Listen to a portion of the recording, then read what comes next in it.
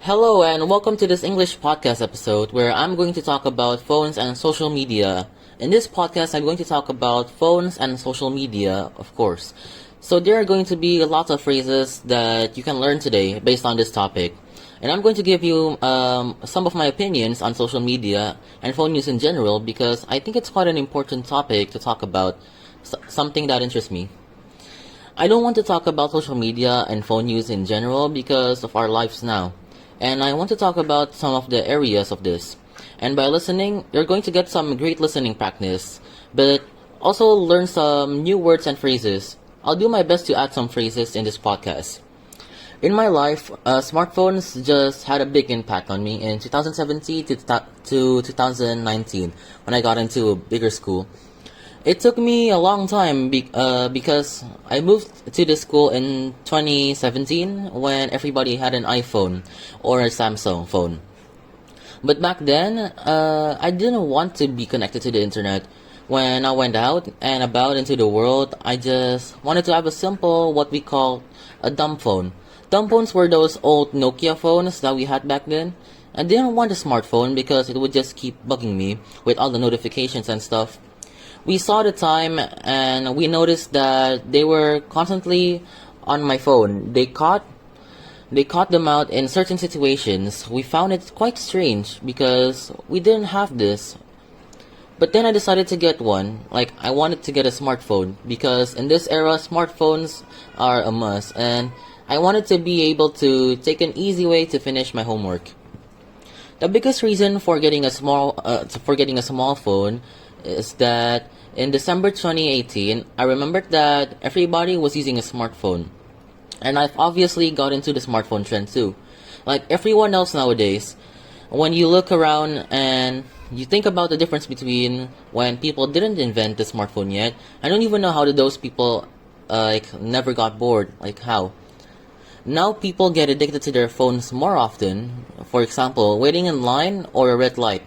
People have nothing else to do but wait, so they just get their phone and scroll through social media.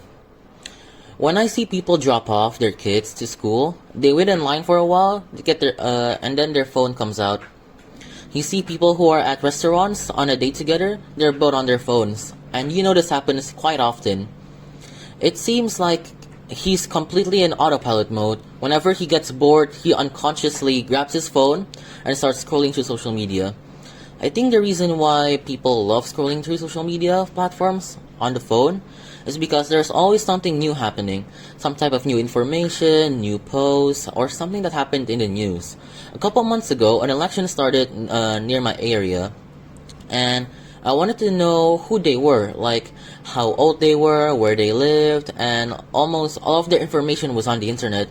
But don't believe everything on the internet because some people like spreading fake news in social media and other people seem to believe it. I'm not trying to say online news is bad, it's just that just make sure that the news you're reading is a fact and not a hoax. Social media in general, you can create your own experience based on who you follow.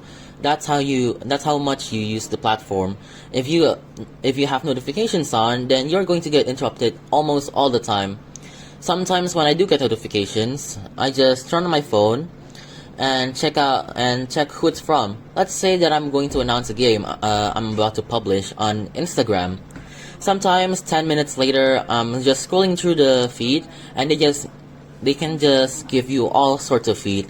But like I said, if you just take some time to think about it, which platforms has the best experience and who I'm following that I don't need to follow anymore. Talking about social media and the and the phone is the most revolutionary learning experience I have ever done. And I think that you have access to endless sources of English videos. English has been created and corrected for English learners, like this podcast episode. Like, think about it. It's just an incredible resource for you, and you can connect with other people from all over the world, just people who are learning English. At this stage, I just want to ask, what type of apps are you currently using to help you learn English, and what tips do you have for others when it comes to using a phone? I would love to know your thoughts on that. So please leave a comment below if you are on a platform that allows you to do that, of course. If not, it's fine. You don't need to. But again, there are many disadvantages to phones. I think people at this age are so addicted to their phones that they can't go an hour or two without picking up their phone. My brother and I have done an experiment in the past why we put them away for the evening. Those experiments don't last long. We know that we need to do better with our phones and not pick them up so much and not rely on them so much, but they are all useful. They are super useful, like actually, just things like being able to listen to music in the car through Spotify or YouTube Music, being able to connect with people and family in very easy ways, reading news online, watching videos that you like to watch, watching sports, all kinds of things that can be such a useful tool.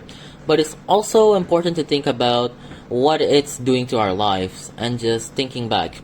A lot of people say that they prefer the time before smartphones came about, when the people weren't on their phones all the time. Of course, everybody has their own opinions. Well, that's all for today. Thanks for listening. I hope you have a wonderful day.